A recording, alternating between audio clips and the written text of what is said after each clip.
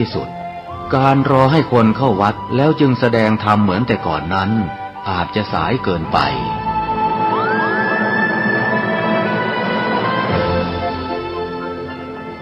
เราควรใช้สื่อนำธรรมะเข้าไปให้ถึงภายในบ้านโรงเรียนองค์กรต่างๆให้มากที่สุดการใช้สื่อจะทำให้ผ่อนแรงและประหยัดทั้งคนและเวลา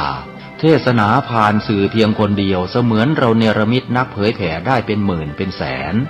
นักเผยแผ่นั้นนอกจากอบรมตามหลักสูตรธรรมดาเพื่อให้ได้วุฒิบัตรรับรองแล้วพึงอบรมเรื่องการเทศนาการเขียนการค้นคว้าซึ่งอาจจะเป็นเรื่องเฉพาะตัวแต่ก็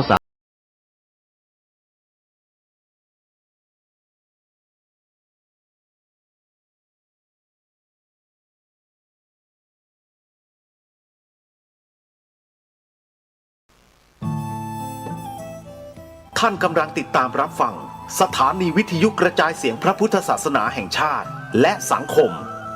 คลื่นเพื่อการศึกษาพระพุทธศาสนาและวัฒนธรรมระบบ FM 104.5 เมกะเฮิรตซ์รายการต่อไปเป็นรายการคดีโลกคดีธรรม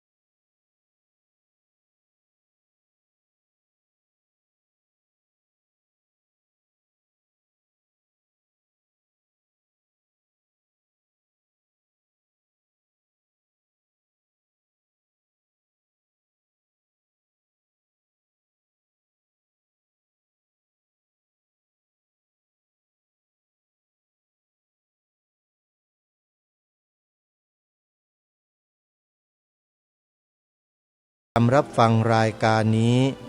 ได้เป็นประจำทุกวันแอปพลิเคชันที่ชื่อว่าวิทยุพุทธศาสนาทั่วไทยแอปพลิเคชันวิทยุพุทธศาสนาทั่วไทย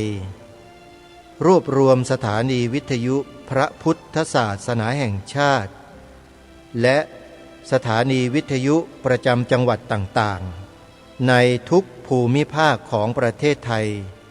ไว้ด้วยกันรวมเกือบ50สถานี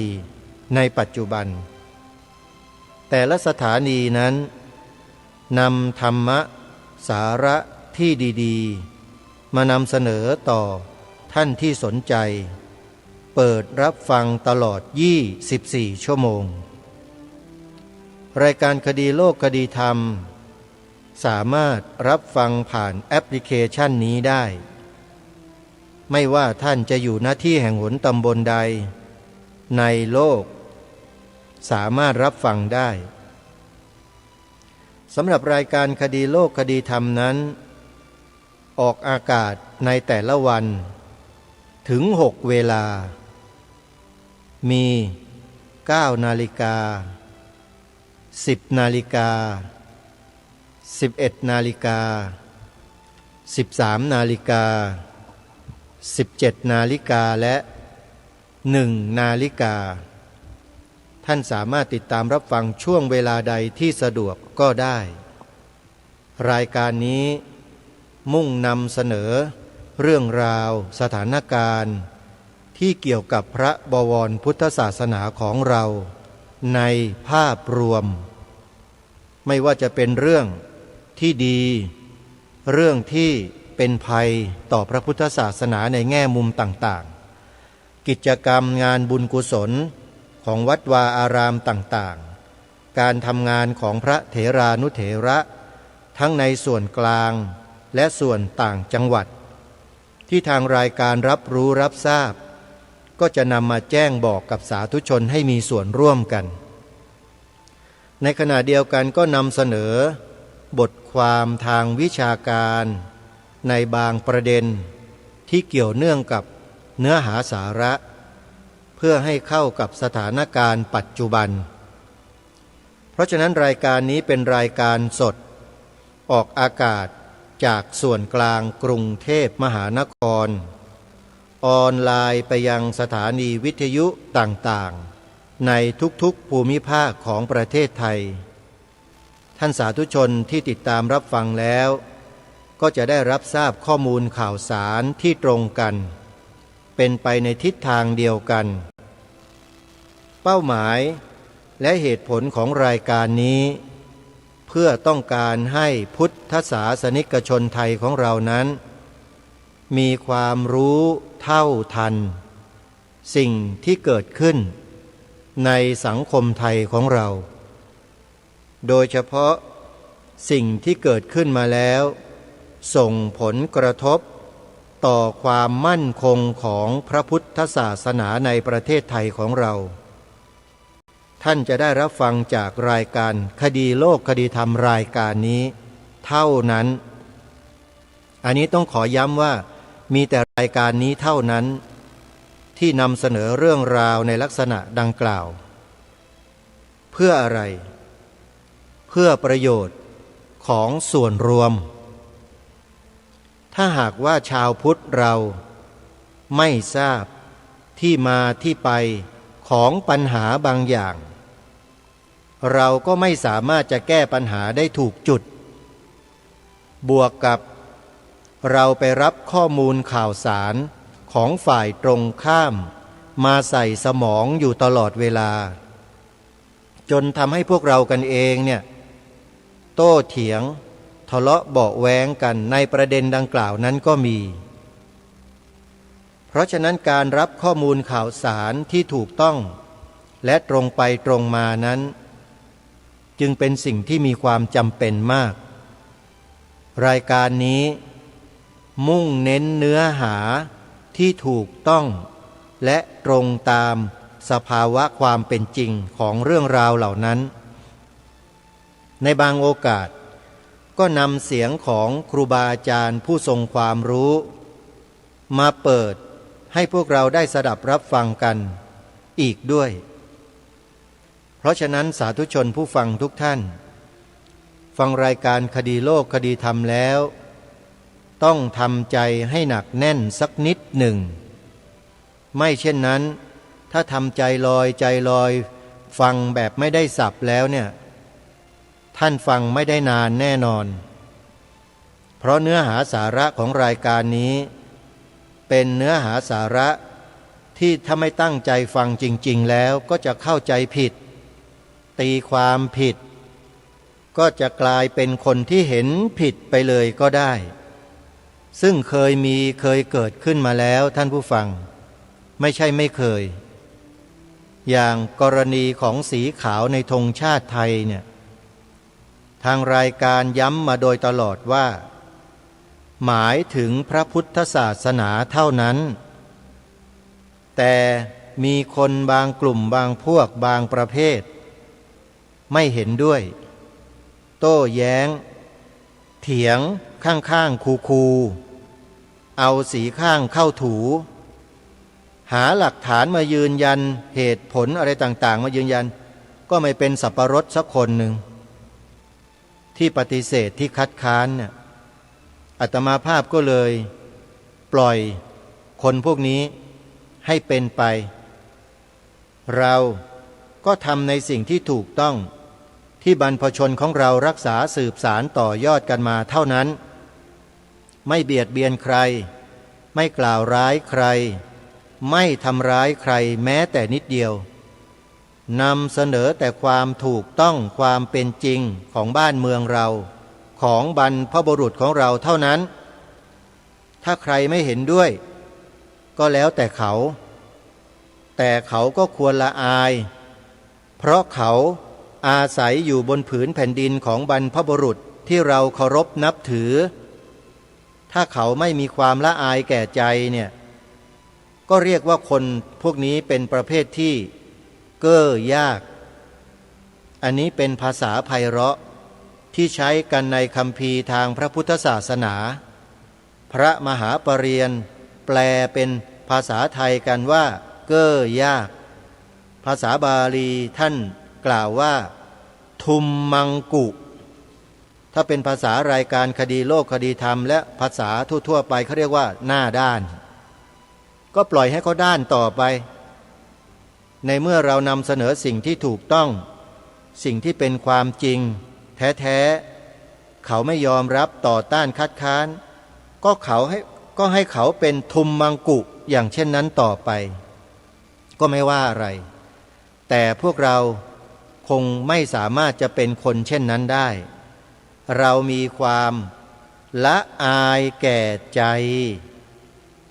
นี่แหละเป็นคุณสมบัติของลูกหลานไทยที่ดีละอายแก่ใจนี่หมายถึงอะไรละอายต่อบรรพชนที่จะมาเอาเปรียบ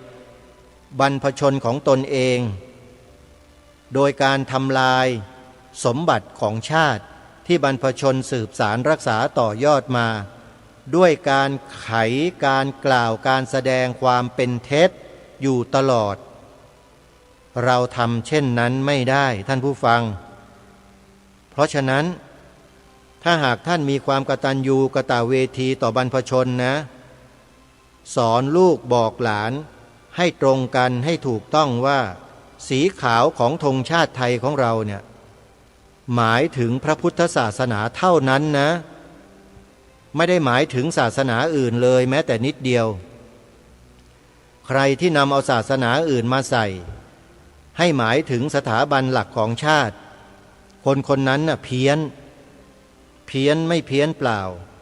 ยังจะถูกข้อกล่าวหาที่รุนแรงแล้วหนักด้วย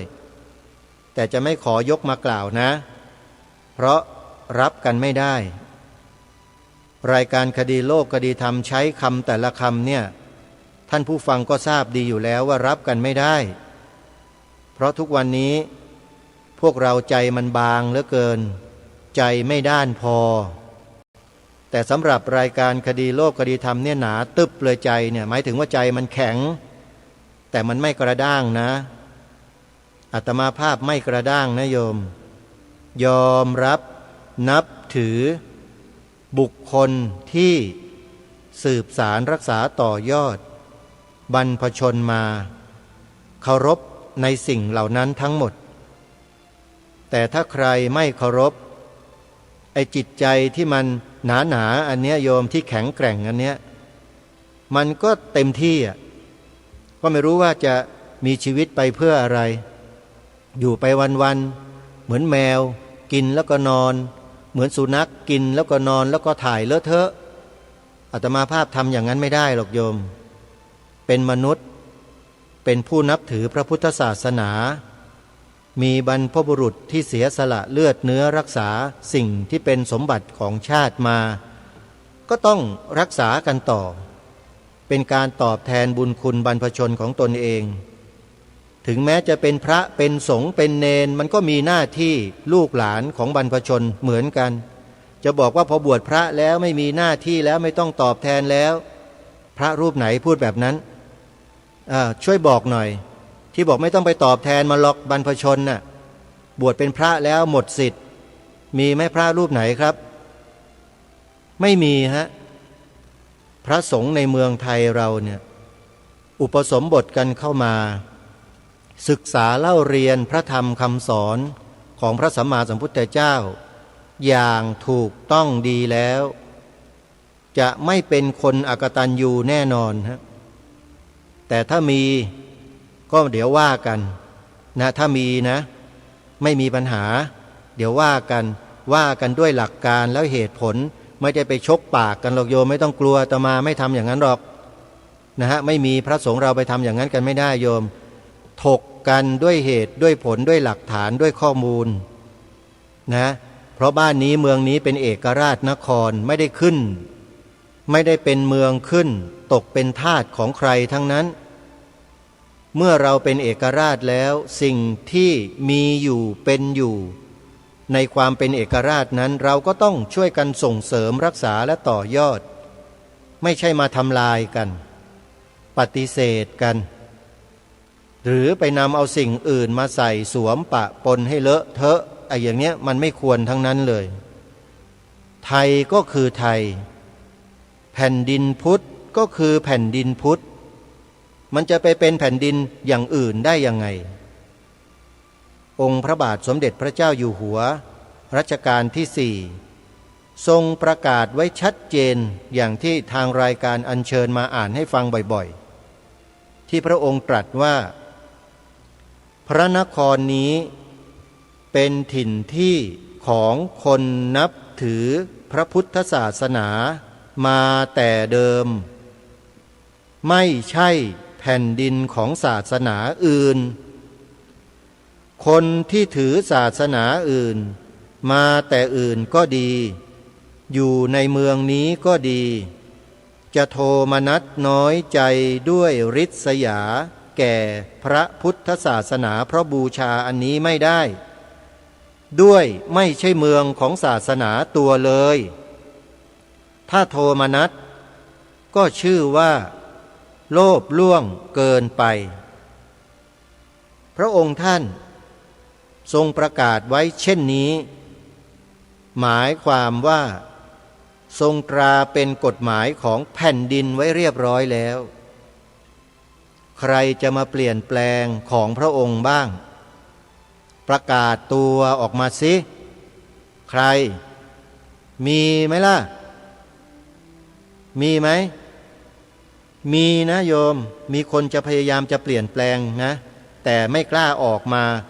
เสนอหน้าให้สาธารณชนได้รู้เท่านั้นเองหรือมีก็อย่างที่เรารู้เราทราบที่กำลังกระทำการกันอยู่ในบ้านเมืองขณะนี้ไม่มีปัญหาพวกเราลูกหลานคนไทยอย่าตกเป็นเหยื่อข่าวสารข้อมูลของคนเหล่านั้นก็แล้วกันให้ฟังให้รู้ให้ดูเป็นกรณีศึกษากันไว้อย่าให้หัวใจไปอยู่กับสิ่งเหล่านั้นก็แล้วกันอันนี้สำคัญมากเลยคือเรื่องของหัวใจเนี่ยอย่าไปทุ่มเทอย่าไปเสียสละให้กับพวกกบฏเหล่านั้นนะโยมบอกลูกสอนหลานเราเอาไว้ไม่เช่นนั้นเราจะรักษาความเป็นเอกราชนครนี้ที่บรรพชนสืบสารรักษาต่อยอดกันมาช้านานไม่ได้เราจะต้องทำหน้าที่สืบสารรักษาต่อยอดกันต่อไปนะกิจการงานทั้งหลายทั้งปวงที่เราพากันจัดพากันทำตามจารีตประเพณีวิถีชีวิตวัฒนธรรมของท้องถิ่นต่างๆช่วยกันรักษาไว้สืบสารกันไว้นะอย่าทิ้งนะโยมภาคเหนือก็มีลักษณะเฉพาะทางด้านวัฒนธรรมประเพณีของภาคเหนือภาคอีสานเหนือกลางใต้ก็มีประเพณีของท้องถิ่นตนเองที่สืบสารรักษากันมาประจำท้องถิ่นของตนเองภาคกลางตะวันออกตะวันตกภาคใต้ก็เช่นเดียวกันรักษาสืบสารแล้วต่อยอดกันเอาไว้ถึงแม้ว่าวัฒนธรรมประเพณีบางอย่างเราแตกต่างกันบ้างแต่สิ่งหนึ่งที่เหมือนกันคืออะไรทราบไหมท่านผู้ฟังก็พวกเราเป็นพุทธศาสนิกชนเป็นพุทธมามกะผู้ยอมรับนับถือพระพุทธศาสนาเหมือนกันหัวใจพวกเราคนไทยถูกร้อยเรียงเอาไว้ให้เป็นหนึ่งเดียวกันด้วยหลักธรรมคำสอนของพระสัมมาสัมพุทธเจ้าที่ถูกต้องเดี๋ยวนี้มันมีสัตธรรมปฏิรูปด้วยนะต้องระวังนะ สัตธรรมปฏิรูปต้องระวังให้ดีแล้วอะไรไม่ใช่สัตธรรมปฏิรูปล่ะก็พระไตรปิฎกอรรถกถาดีกาคันถีโยชนาศรัทธาวิเศษที่คณะสงฆ์จัดทำเป็นการเรียนการสอนเป็นพระปริยัติธรรมอยู่นี่ไงโยมเป็นธรรมะแท้ๆแต่ถ้านอกจากนี้ตรงกันข้ามกับนี้ผิดไม่ถูกต้องทั้งหมดนี่คือสิ่งที่จะย้ำเช่นเดียวกันให้พวกเราช่วยกันส่งเสริมพระภิกษุสามเณรที่ศึกษาพระปริยัติธรรมไม่ว่าจะเป็นแผนกธรรมแผนกบาลีแผนกสามัญช่วยกันโยมอย่างน้อยๆเนี่ยพระภิกษุสามเณรเหล่านี้ก็เป็นผู้ทรงธรรมและทรงวินัยไว้ได้ดีที่สุดโยมคนเราบวชมาแล้วถ้าไม่ศึกษาเล่าเรียนพระปริยัติธรรมในเบื้องต้นแล้วเดินไปนู่นไปนี่ทำนั่นทำนี่ไปกลายเป็นอย่างนั้นอย่างนี้เนี่ยโยมคิดว่าพระเหล่านั้นจะชื่อว่าเป็นพุทธบุตรของพระสัมมาสัมพุทธเจ้าได้หรือไม่คือไม่มีความรู้เรื่องทางธรรมเลยนะโยมว่าจะเป็นพุทธบุตรของพระสัมมาสัมพุทธเจ้าได้ไหมเป็นไปไม่ได้คุณไม่มีความรู้กอกากขอขากอไก่ขอไข่เลยไม่เคยเรียนมาเลยเนี่ยบวชมาแล้วคุณก็ไปทำอะไรต่ออะไรโดยไม่รู้เรื่องรู้ราวไม่รู้จักพระธรรมวินัยว่าเป็นยังไงถือว่าใช้ไม่ได้นะแต่ส่วนมากจำนวนเกือบ100%อุปสมบทมาบรรพชาเข้ามาแล้วเรียนทั้งนั้นเลยโยมจบนักธรรมตรีบ้างนักธรรมโทบ้างนักธรรมเอกบ้างธรรมศึกษาตรีธรรมศึกษาโทธรรมศึกษาเอกบ้างอันนี้ล้วนแล้วแต่เป็นพุทธศาสนิกชนที่แท้จริงเพราะศึกษาเล่าเรียนพระธรรมวินัยมาอย่างถูกต้องด้วยตำรับตำราเดียวกันอันนี้สำคัญนะเรื่องการเรียนเนี่ยการเรียนการสอนพระปริยัติธรรมเนี่ยมีความสำคัญมากๆเลยนะใครที่ไปเที่ยวพูดส่อเสียดไปยุแยงตะแคงรั่วญาติโยมว่าการปฏิบัติธรรมนั่นน่ะดีกว่าปริยัติธรรมนะโยมนะใครเที่ยวไปพูดแบบนั้นโยมต้องระวังคนพวกนั้นไว้ด้วยโยมพวกนั้นน่ะแปลว่าไม่รู้จริงมาดูถูกดูหมิ่นมาบลูรี่การศึกษาพระปริยัติธรรมเนี่ยคนพวกนั้นใช้ไม่ได้นะและอีกประเภทหนึ่งก็คือศึกษาเล่าเรียนมาเหมือนกันแต่ปฏิเสธอรรถกถาดีกาพวกนี้ก็ยิ่งอันตรายใหญ่ปฏิเสธอรรถกถาดีกาเท่ากับปฏิเสธพระไตรปิฎกฉบับภาษาไทยทุกฉบับ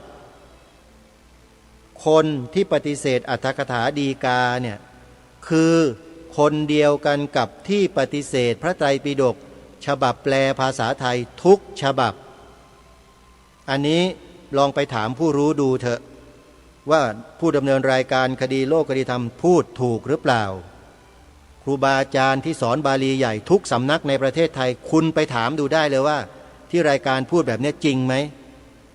คนที่ปฏิเสธอรรถกถาดีกาก็คือคนที่ปฏิเสธพระไตรปิฎกฉบับแปลภาษาไทยทั้งหมดเลยไม่เชื่อไปถามดูได้จริงหรือไม่ถามดูนะฮะถ้าต้องการจะรู้ความจริงหรือข้อเท็จจริงต่างๆถ้าหากผู้ดำเนินรายการคดีโลกคดีธรรมพูดผิดช่วยโทรศัพท์มาตักเตือนด้วยในกรณีดังกล่าวเนี่ยนะครับอันนี้ยอมให้ตักเตือนเลยแต่มั่นใจฮะเพราะว่าสอบถามครูบาอาจารย์สายบาลีใหญ่มาเยอะโดยเฉพาะอาจารย์จำรูนธรรมดานี่ที่เป็นคณาจารย์สายบาลีใหญ่อยู่ในมหาวิทยาลัยสงฆ์เนี่ยเจอกันบ่อยๆสนทนากันบ่อยๆท่านก็ยืนยันอยู่แล้วคนปฏิเสธอรรถกถาดีกาแต่ไปอ่าน พระไตรปิฎกฉบับภาษาไทยแล้วก็ไปยอมรับว่านั่นคือนู่นคือนี่ถูกต้องอย่างนั้นพวกนั้นนั่นแหละเป็นพวกลิ้นสองแฉกท่านว่าอย่างนี้พวกนั้นพูดไม่ตรงแล้วก็ไม่มีความรู้อะไรเลยทางด้านพระบาลีแล้วก็ไปอวดอ้างสรรพคุณตัวเองไปตั้งตนเองเป็นบูรพาจารย์สำคัญใหญ่โตโอ้ยอะไรต่างๆมากมายแต่ปฏิเสธอรรถกถาดีกาจบเลยผิดตั้งแต่เริ่มต้นของความคิดแล้วคนเราที่ไม่รู้เรื่องของอักษรภาษาไม่รู้หลักธรรมคำสอนอย่างลึกซึ้งก็ไปหลงไหลเคลิบเคลิ้มคนพวกนั้นอยู่เป็นอันตรายไหมล่ะเป็นอันตรายนะโยมแล้วยังมีอีกลัทธิหนึ่งนะลอกเลียนแบบพระสงฆ์เราอันนี้มีอยู่มาช้านานแล้วลัทธิกินผักแล้วก็ด่าว่าพระที่ฉันเนื้อฉันปลานะกลุ่มพวกนี้ก็เหมือนกันอันตรายมากโยมพูดอยู่ในข้อมูลหลักฐานที่บูรพาจารย์ในอดีตท่านได้บันทึกเป็นเหตุผลเป็นหลักฐานข้อมูลไว้ทั้งหมดพร้อมที่จะนำมาเสนอในรายการเมื่อไรก็ได้ถ้าหากว่ามีใครริอ่านจะโต้แย้งขึ้นมาหลักฐานเหล่านั้นเดี๋ยวก็จะปลิวว่อนออกไปทั่วไปหมดนะครูบาอาจารย์ในสมัยอดีตท่านทำไว้ให้หมดแล้วโยมโดยเฉพาะปกาสนียกรรมเมื่อปีพระพุทธศักราช 2532 ทั้งคลิปวิดีโอทั้งเสียงบันทึกทั้งเอกสารหลักฐานข้อมูลที่เป็นเอกสารมีทั้งหมดปกาสนียกรรมอยู่ที่นี่ทั้งนั้นโยมนะเพราะฉะนั้นเรื่องข้อมูลเหล่านี้นะทางรายการได้ทำการศึกษาค้นคว้าทำการเปรียบเทียบสถานการณ์มาโดยตลอดถึงพฤติกรรมของกลุ่มบุคคลที่ถูกสงฆ์ลงประกาศนียกรรมไว้นั้น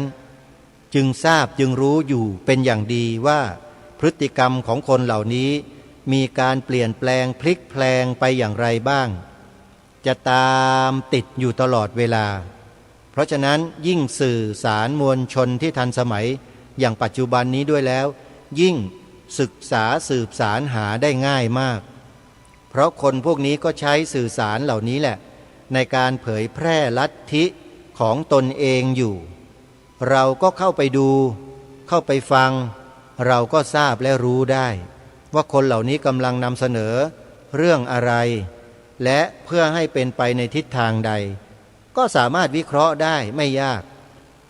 วิเคราะห์ได้ไม่ยากเลยคนเหล่านี้มักจะอ้างว่านั่นคือคำสอนของพระพุทธเจ้าคำก็คำสอนของพระพุทธเจ้า2 คำก็พระพุทธเจ้า3 คำ10 คำก็อ้างพระพุทธเจ้าแต่สุดท้ายแล้วสิ่งที่เขานำเสนอมานั้นน่ะล้วนแล้วแต่ทำให้ท่านผู้ฟังเนี่ยเกิดความเข้าใจผิดและรังเกียจพระสงฆ์ในปัจจุบันทั้งนั้นเลยเนี่ยมันเป็นอย่างนี้จริงๆท่านผู้ฟังและถ้าหากใครที่ไม่มีการศึกษาพระปริยัติธรรมมาอย่างเข้าใจอย่างแตกฉานพอสมควรเนี่ยโดยเฉพาะญาติโยมเราเนี่ยที่ไม่ได้ศึกษาเรียนรู้เหมือนอย่างพระเนี่ยนะพอไปฟังคนพวกนั้นมากๆเข้าหลงสิฮะหลงเคลิบเคลิ้มน้ำลายยืดเลยอันนี้เป็นอุปมาเฉยๆนะโยมคือหลงไหลไอ้ไหลตัวนี้แหละคือน้ำลายยืดที่อุปมาให้ฟังเคลิบเคลิ้มไปเลยจนกลายเป็นอะไรฮะกลายเป็นสาวกที่ซื่อสัตย์นะยอมทุกสิ่งทุกอย่างสิโรราบขายทุกสิ่งทุกอย่างบริจาคทุกสิ่งทุกอย่างทั้งบ้านทั้งที่ดินแล้วก็ไปอยู่กับเขาตลอดชีวิตโยมมีอย่างนี้จริงๆนะไม่ใช่ไม่มีเจอมาเยอะนะเจอมาเยอะเลยและสุดท้ายคนเหล่านั้นบางคนและหลายๆคนต้องรีบวิ่งหนีออกมาจากที่นั่นเพราะไปพบไปเจอไปสัมผัสกับบางสิ่งบางอย่างประจักษ์แจ้งแล้วก็หนีออกมาเลยออกมาแล้วบางคนก็มาให้ข้อมูลว่าที่นั่นในนั้นเขาคิดเขาทำกันอย่างนั้นอย่างนี้ต่างๆอาตมาภาพก็บอกโยม อาตมาภาพเนี่ยเตือนพวกญาติโยมมาเนี่ยประมาณ20 กว่าปีแล้วนะถึง30 ปีได้ว่าระวังพวกลัทธิเหล่านี้ให้ดีนะโยมนะไม่ใช่ของดีนะเนี่ยโยมมองเผินๆนะว่าดีทั้งนั้นแหละใครก็ว่าดีดีดีดีแต่ลึกๆแล้วมันไม่ใช่ฮะเนี่ยอันนี้ต้องขอฝากท่านผู้ฟังว่าใครต้องการจะทราบข้อมูลนะของกลุ่มบุคคลที่กล่าวมานี้เป็นอันตรายต่อสังคมไทยต่อประเทศชาติต่อพระพุทธศาสนาอย่างไรนั้นท่านไปดูใน YouTube นะครับพิมพ์ชื่อนี้เข้าไปปกาสนียกรรมปะตัวนี้ไม่มีรอเรือประวิสัญชนีไม่มีนะครับปลอปลาตัวเดียวนะครับปกาสนียกรรมปกาสนีกาสนีก็คือกาสนียบัตรนั่นแหละครับแต่เปลี่ยนจากบัตรเป็นกรรมครับปกาสนียกรรมโดยพระเทพดีลกนะครับพิมพ์ใส่ลงไปข้างหลังสักนิดหนึ่งปกาสนียกรรมโดยพระเทพดีลกท่านจะได้ฟังท่านเจ้าคุณพระเทพดีลกในสมัยนั้นท่านดำรงตำแหน่งเป็นเลขานุการคณะการกะสงฆ์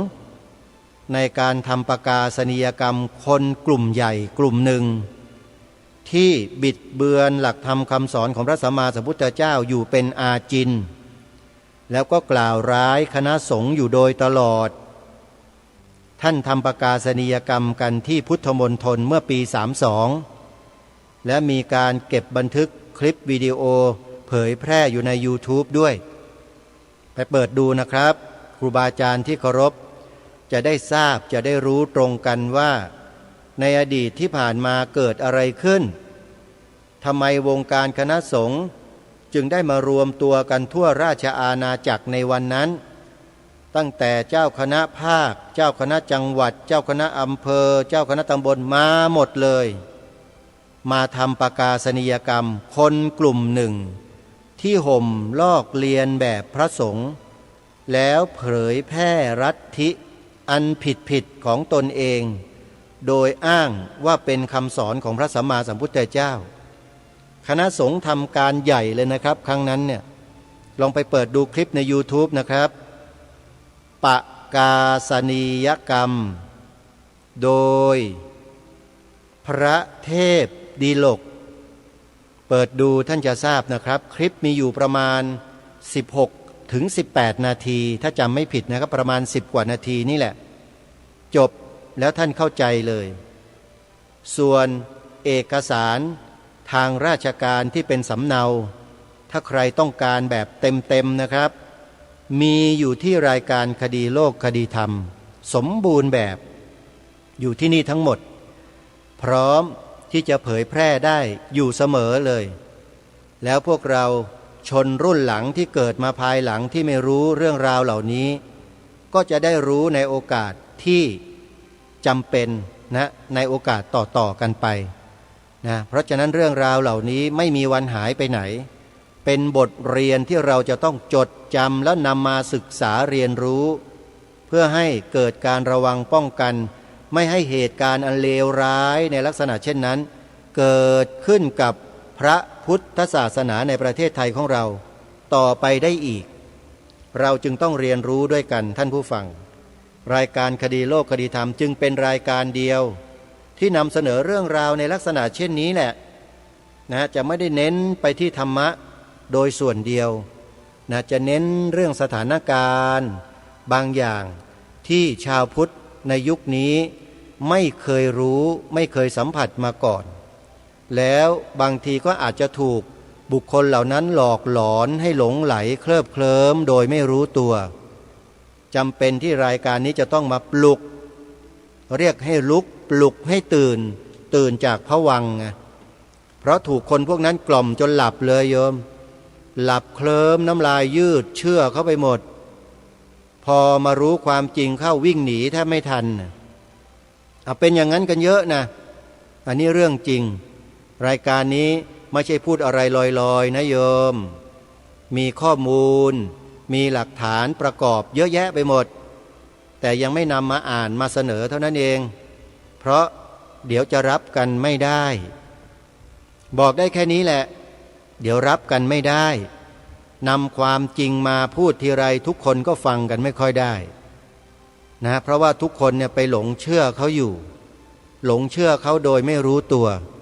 นะพอมารู้ความจริงอีกทีนึงก็แทบจะเป็นลมนะช็อกก็มีโอ้ยเป็นไปได้ยังไงฉันนับถือมาตั้ง50 ปีทำไมเป็นอย่างนี้เป็นลมล้มพับก็มีเพราะฉะนั้นโยมอย่าพึ่งเลยนับถือเขาไปก่อนเถอะนะแล้วโยมก็ไปดูข้อมูลตามที่ทางรายการแนะนำให้ไปดูในเบื้องต้นกันก่อนเชื่อไม่เชื่อก็เป็นอีกเรื่องหนึ่งแต่ควรไปศึกษาไปดูไปฟังนะเรื่องราวที่มันเกิดขึ้นในอดีตที่หลายท่านหลายคนไม่เคยรู้เรื่องที่ว่าปกาสนียกรรมโดยพระเทพดีลกจดทันกันบ้างหรือไม่ญาติโยมต้องไปศึกษานะไม่ศึกษาไม่เรียนรู้ไม่ดูเราก็จะไม่เข้าใจฟังรายการคดีโลกคดีธรรมแล้วก็มีแต่มาว่าตำหนิตำหนิอนู่นไอ้นี่ก็เพราะไม่ไปดูข้อมูลให้มันชัดแจ้ง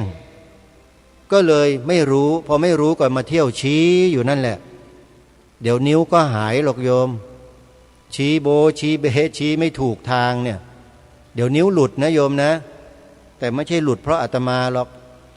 หลุดเพราะเจตนาที่ไม่ดีของโยมที่ว่าพระนั่นแหละ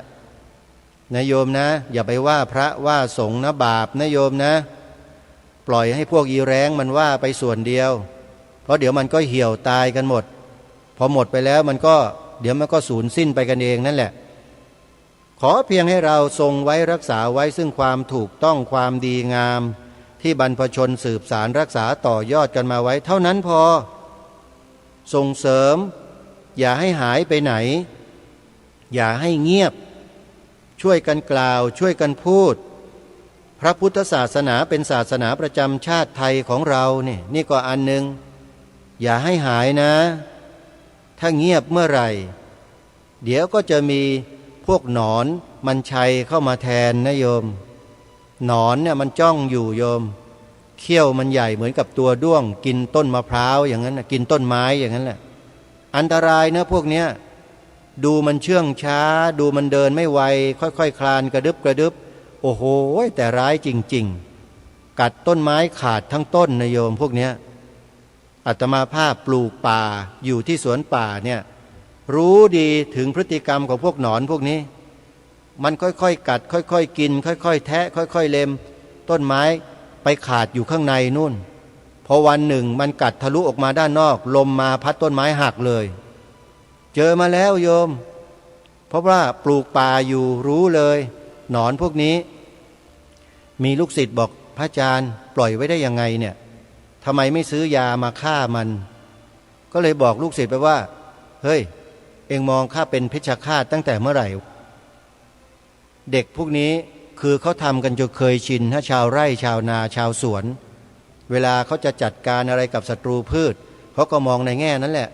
คือฆ่าอย่างเดียวแต่พระทำไม่ได้โยมก็บอกว่าเอ้าให้เขากินให้อิ่มเมื่อเขากินอิ่มแล้วเดี๋ยวเขาก็ไปเราคิดได้แค่นี้จริงๆคือต้องกรุณาต้องเมตตาไม่ใช่ไปซื้อยามาฉีดมาไล่กันทั้งสวนตายกันเป็นกองเป็นเบือมันเป็นบุญหรือเป็นบาปเราทำอย่างนั้นน่ะทำไม่ได้โยมสวนอาตมานี่ไม่เคยทำเช่นนี้แล้วก็สั่งการลูกศิษย์ลูกหาว่าอย่านำสารเคมีทุกชนิดมาใช้ในสวนป่าแห่งนี้เด็ดขาดอย่ามาฉีดอย่ามาพ่นอย่ามาวางอย่ามาเทอย่ามาราดไม่ได้เพราะที่นี่ต้องการให้เป็นสถานที่ปลอดสารใช้ได้เฉพาะปุ๋ยของคนดินบันดาลวัดป่าจริยธรรมเท่านั้นอันนี้ขีดเส้นใต้ไว้เลยปุ๋ยอย่างอื่นอย่าเอามาถ้าเป็นมูลงัวมูลควายได้ไม่เป็นไร แต่ถ้าเป็นปุ๋ยเคมีปุ๋ยนู่นปุ๋ยนี่อะไรต่างๆอย่าเอาเข้ามาใช้ได้ปุ๋ยชนิดเดียวคือปุ๋ยดินคนบันดาลของวัดป่าจริยธรรมเท่านั้นใส่ได้ทั้งนาข้าวใส่ได้ทั้งไม้ผลใส่ได้ทั้งไม้ดอกใส่ได้ทั้งไม้ประดับใส่ได้แม้แต่กระทั่งไม้ป่าพยุงประดู่ชิงชันยางนาตะเคียนใส่ได้หมดแต่ปุ๋ยอย่างอื่นใส่ไม่ได้ใช้แต่ของคนดินบันดาลเท่านั้นนะโยมนะทำไมตมภาพจึงต้องย้ำปุ๋ยของดินคนบันดาลโยมเพราะเขาเริ่มต้นจากการทำปุ๋ยเนี่ยด้วยหัวใจที่บริสุทธิ์หัวใจบริสุทธิ์คืออะไรก็คือเขาไม่ได้ต้องการให้ผลผลิตเจริญเติบโตงอกงามไพบูรย์ผลิดอกออกผลมาเพื่อขายเป็นเศรษฐกิจเขาไม่ได้ต้องการแบบนั้นแต่เป้าหมายของเขาก็คือต้องการดูแลรักษาสุขภาพของผู้บริโภคเป็นหลักไม่ให้ได้รับสารสิ่งต่างๆที่ปนเปื้อนจึงทำปุ๋ยชีวภาพโดยใช้จุลินทรีย์มาดำเนินการจัดทำปุ๋ยทั้งหมดปุ๋ยเหล่านี้จึงชื่อว่าปุ๋ยจุลินทรีย์คนดินบันดาลโฆษณาให้ก็แล้วกันของดีไม่โฆษณาได้ไงโยมแล้วก็ไม่ต้องมีสปอนเซอร์ให้หรอกฟรีอะไรที่ดีๆประกาศให้ฟรีเลยโยมก็อย่าลืมโทรศัพท์เข้าไปสอบถามดูนะใครที่ต้องการจะให้ต้นไม้ท่านเนี่ยเจริญเติบโตงอกงามสีสดใสดอกสวยผลผลิตดีปุ๋ยอินทรีย์คนดินบันดาลนะไม่มีสปอนเซอร์นะครับไม่มีค่าโฆษณานะอันนี้เป็นบุญเป็นกุศลทั้งหมดนะติดต่อไปที่วัดป่าจริยธรรมได้เลยโยมหมายเลขโทรศัพท์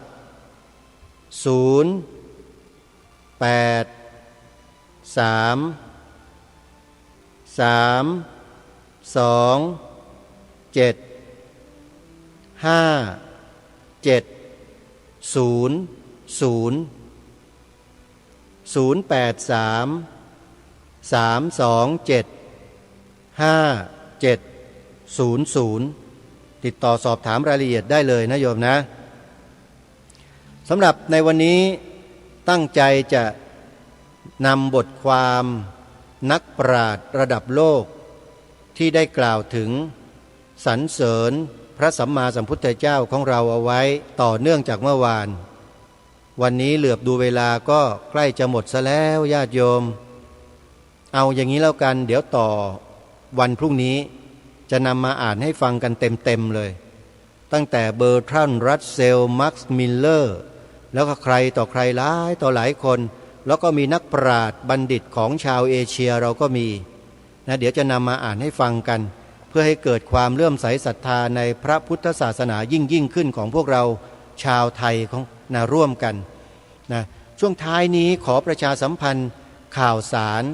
งานพระพุทธศาสนาของเราเพื่อให้ครูบาอาจารย์เราได้ปราบปลื้มยินดีที่จะมีญาติโยมได้มีส่วนร่วมและรับรู้ถึงคุณงามความดีและกิจการงานของท่านนะโยมนะในวันพรุ่งนี้วันศุกร์ที่16พฤษภาคมเนี่ยมีงานสมโภชพระพุทธรูปองค์ใหญ่หน้าตักกว้าง 9.9 เมตรสูง19 เมตรและงานสมโภชสัญญาบัตรพัดยศพระราชาคณะชั้นราชที่พระราชวชิรธรรมคณีเจ้าคณะจังหวัดตราดเจ้าอาวาสวัดบางปรืออำเภอเมืองจังหวัดตราดในวันพรุ่งนี้นะ16พฤษภาคมที่วัดบางปรือตำบลห้วยแร้งอำเภอเมืองจังหวัดตราด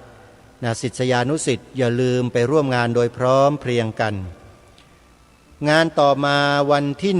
1มิถุนายน1มิถุนายนอย่าลืมญาติโยมชาวกรุงเทพมหานครและใกล้เคียงนะมีงานสถานีวิทยุจัดขึ้นที่กรุงเทพมหานคร อยู่แถวปิ่นเกล้านะโยมนะก็คือร่วมงาน1 ปี1 ครั้งรวมพลังเพื่อสร้างสรรค์สังคมให้อุดมด้วยปัญญาและร่วมทำบุญทอดพระป่าสามัคคีเพื่อสมทบกองทุนเผยแผ่ธรรมะทางสถานีวิทยุวัดนายโรงงานนี้จัดขึ้นที่วัดนายโรงเขตบางกอกน้อยกรุงเทพวัดนายโรงอยู่ด้านหลังเซ็นทรัลปิ่นเกล้าจำกันง่ายๆนะโยมนะ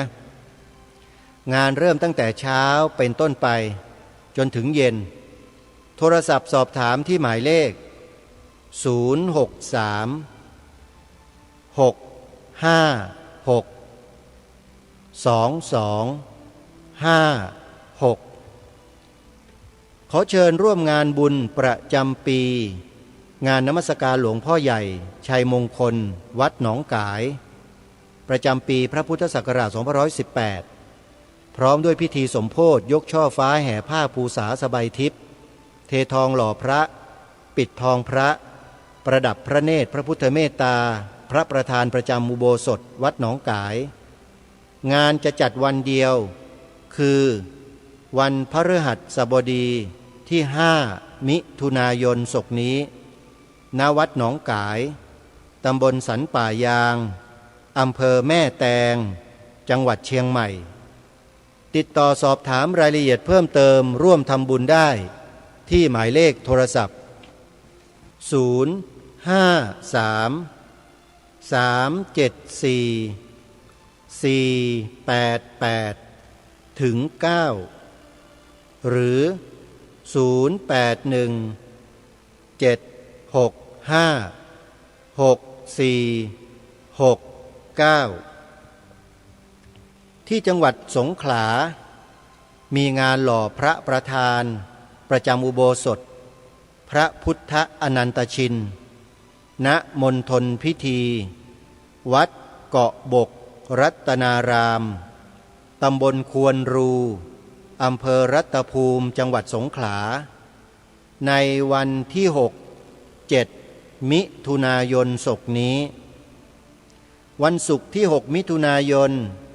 เวลา 18 นาฬิกาพิธีสมโภชแท่งทองเหลืองวันเสาร์ที่7 มิถุนายนเวลา 15:39 นาทีพิธีเททองหล่อพระประธานและนี่ก็เป็นงานหล่อพระประธานประจำอุโบสถอีกวัดหนึ่งที่ทางรายการขอแนะนำเชิญชวนสาธุชนมีส่วนร่วมกันนะโยมนะวัดเกาะบกรัตนารามนั้นญาติโยมอาจจะยังไม่ทราบว่าทำไมรายการนี้จึงประกาศให้ก็เนื่องจากว่าเจ้าอาวาสวัดเกาะบกรัตนารามรูปปัจจุบันคือพระครูสิริยานวิมลรูปนี้เนี่ยโยมเป็นพระที่มีความซื่อตรงต่อพระธรรมวินัยมากเป็นพระดีรูปหนึ่งของจังหวัดสงขลาก็ว่าได้และท่านเป็นพระนักจัดรายการธรรมะทางสถานีวิทยุกระจายเสียงแห่งประเทศไทยของสงขลาอยู่ด้วยถ้าญาติโยมสนใจก็ลองติดตามรับฟังกันและสถานีวิทยุของวัดเกาะบกรัตนารามก็มีรวมอยู่ในแอปพลิเคชันที่ทางรายการประกาศทุกวันด้วยโยมใครต้องการจะฟังเสียงเจ้าอาวาสวัดเกาะบกรัตนารามตอนตี 5ของทุกวันนะโหลดแอปวิทยุพุทธศาสนาทั่วไทยแล้วเข้าไปฟังกันได้เลยโยมจะทราบเป็นอย่างดีเอาละญาติโยมสาธุชนทุกท่านหมดเวลาของรายการแล้ววันนี้เดี๋ยววันพรุ่งนี้มาติดตามรับฟังรายการกันได้ใหม่วันนี้ต้องขอสมมุติยุติรายการไว้แต่เพียงเท่านี้พบกับรายการได้ใหม่ในวันต่อไปขอความสุขความสวัสดีในธรรมแห่งองค์สมเด็จพระบรมศาสดาสัมมาสัมพุทธเจ้าจงปรากฏเกิดมีขึ้นในจิตใจของท่านผู้ฟังทุกท่านทุกคนเทอญ